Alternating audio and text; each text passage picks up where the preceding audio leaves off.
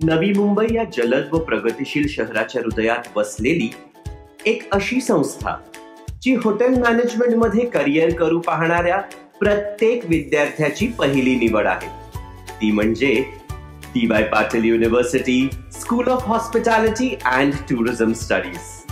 अपवादात्मक शैक्षणिक प्रतिभेचा केंद्रबिंदू असलेली ही संस्था हॉस्पिटॅलिटी क्षेत्रातील होतकरू विद्वानांच्या विकासास अनुकूल वातावरण देते.